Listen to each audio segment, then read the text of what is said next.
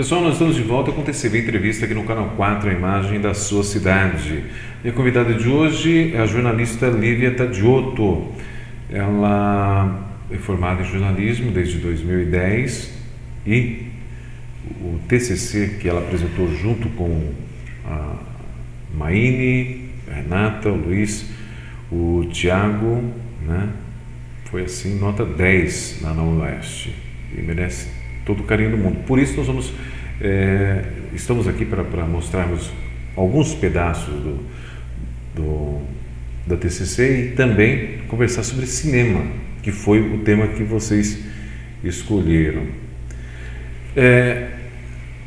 O que chamou a atenção para vocês no cinema lá de trás, de quando vocês começaram a mostrar o cinema mesmo, para hoje? Assim, o que mais chamou a nossa atenção é o quanto que as pessoas, o cinema estava envolvido na vida das pessoas. Uhum. Todo mundo que viveu naquela época tem alguma história para contar relacionada ao cinema. Então fazia parte. Se hoje o pessoal tem internet, televisão, antigamente era o cinema. O cinema era diversão. A pessoa não ia para um bar. A pessoa ia para o cinema, depois ia para o bar. Uhum. A pessoa dava uma volta antes de ir. Era o fute, né? Chamado fute, né? Que tinha aquela paquera. E no próprio vídeo documentário tem várias histórias engraçadíssimas. Tem uma história que tinha o cinema que era da empresa Pedute, né? Então passava o filme em um cinema.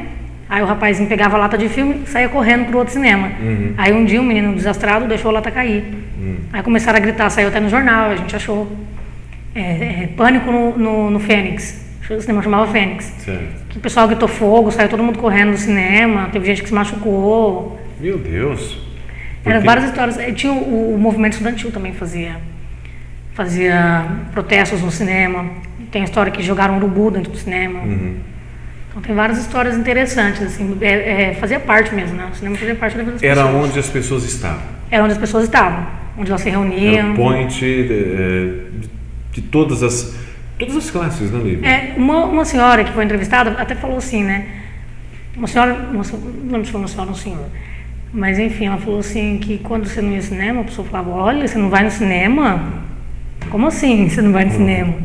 Tem um senhor também que falava assim que ele pegava latinha, papelão, essas coisas, vendia para ir ao cinema, para poder ir ao cinema. E tinha aquelas sessões da tarde. Tinha, também, né? As matinês, né? As matinês, no sábado e no domingo. Isso. Normalmente. E ali, vários e vários casais que estão assistindo a gente aqui, nesse momento, vão lembrar desses galanteios todos, porque para conquistar a amada ou ver o amado tinha que estar no cinema. E tinha que ter dinheiro para gastar na Bombonière também, né? Também. Porque se o cara não desse um chocolate, uma bala... A balinha era 7 Belo. Aqui era 7 Belo? 7 Belo. Lá em Prudente eles falam de uma bala de café. Uhum. Tem essa bala de café, até hoje vende essa bala de café.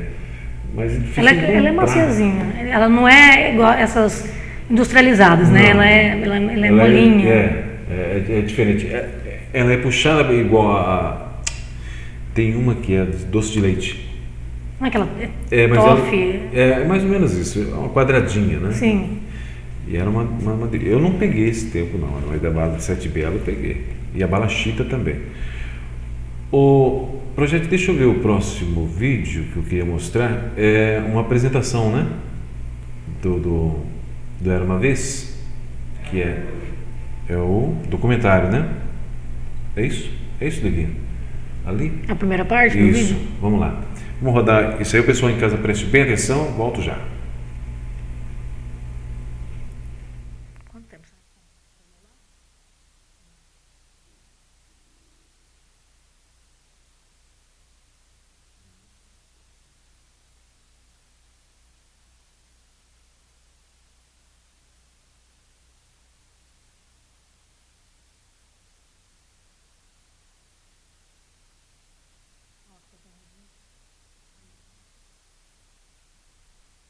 Só uma pincelada no final.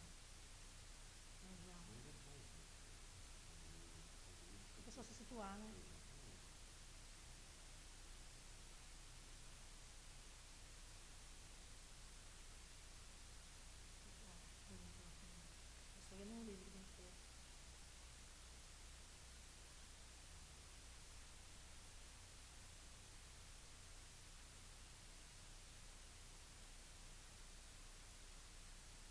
Prudente surge em 17, mais ou menos nesse momento, e aí vai haver uma política de valorização do café em 1918, 19, e aí a cidade entra como uma grande produtora, uma cidade nova, de terra recém-desmatada, que vai produzir bastante, né, num primeiro momento. Então é o momento que surge várias cidades nessa região em função do café. Né? Não tanto devido a ele, mas em função da situação econômica e política, né? E também da ferrovia ter descoberto o caminho até o Rio Paraná. Então são uma série de fatores que vão fazer com que a cidade se desenvolva. E com ela, rapidamente, nessas cidades se desenvolveram muito rapidamente, em contrapartida em relação à área antiga do estado, Sorocaba, aquelas cidades mais antigas que levaram 100, 150 anos para se tornarem metrópoles. Prudente, em questão de 4, 5 anos, já era uma cidade conhecida e centro de uma região inteira.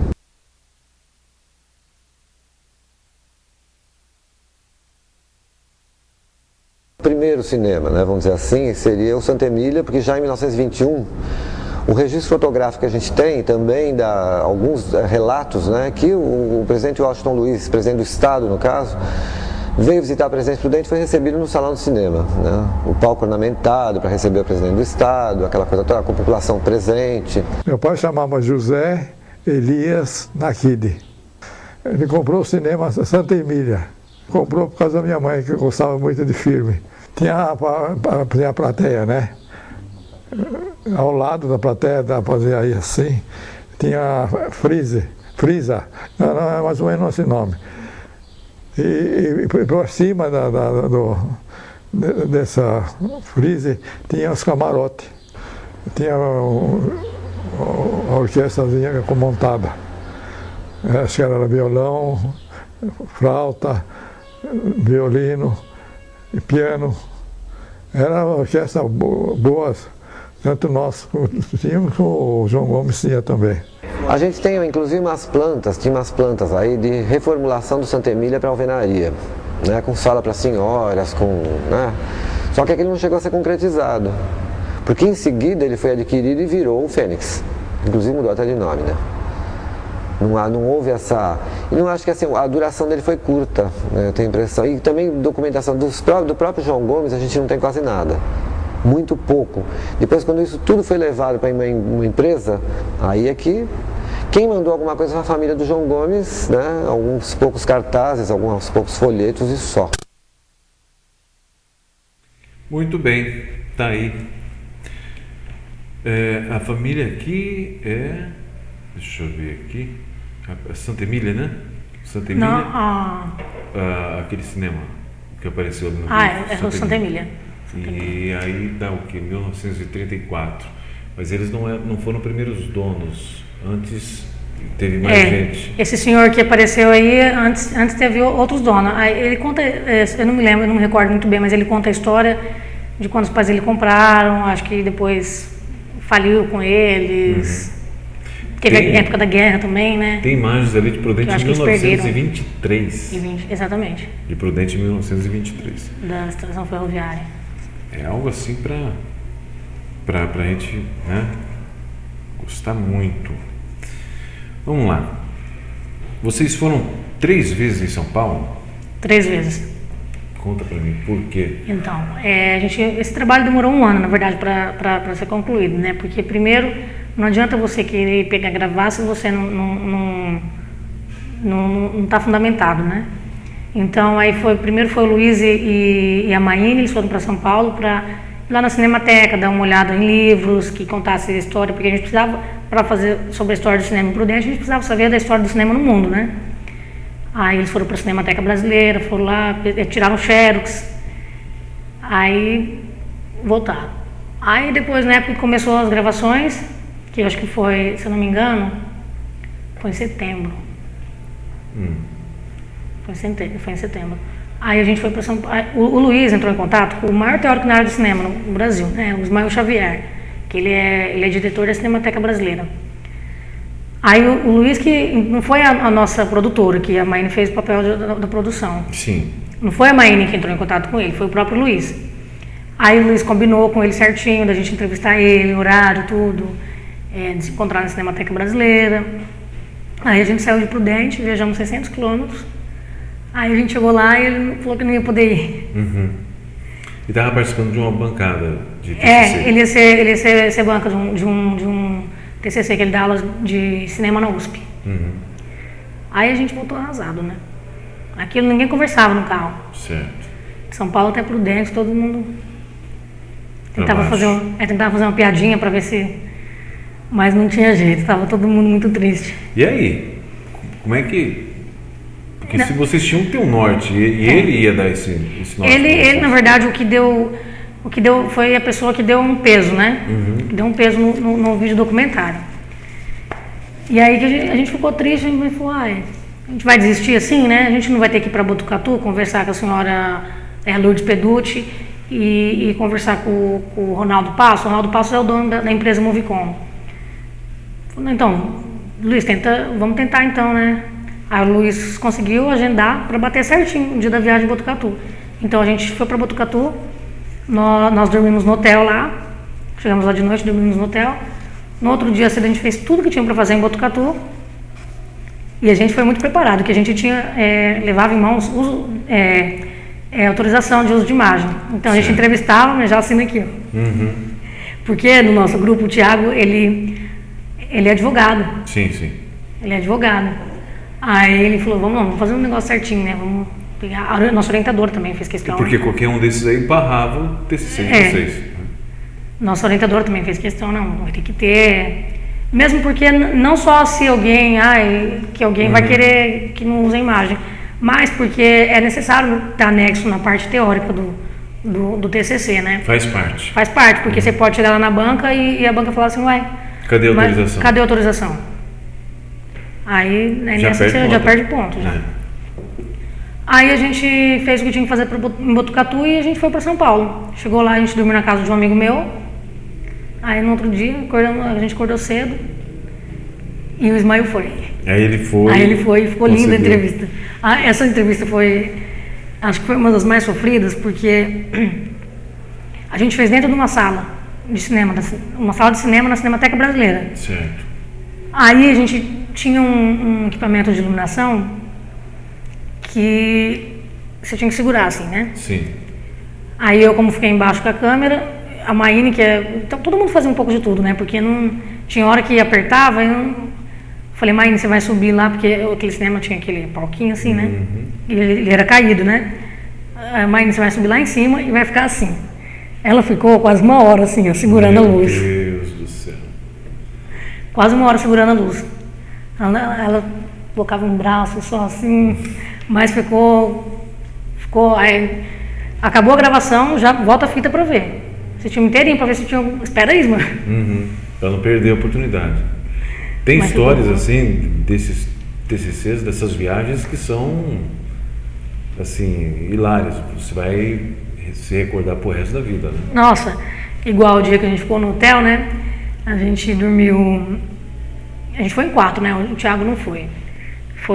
Dormiu a Maíne numa cama de solteiro, a Renata em outra, e eu dormi numa de casal com o Luiz, tudo um quarto só. Aí antes de dormir a gente, vamos rezar, que o Luiz chamava a Thaisa de mãe, né? Não pra ela, mas ele falava, é a minha mãe. Sim. Ai, minha mãe, que linda. Aí eu falei, vamos rezar então, gente. Ave Thaisa, cheia de graça. É bacana. Deixa eu ver aqui. Tem uma outra parte no questão de vídeo, tá? Vamos mostrar essa parte aqui, que é muito interessante, que vai falar do cinema 1925. Vou dar uma olhadinha, vamos curtir esse vídeo e eu já volto.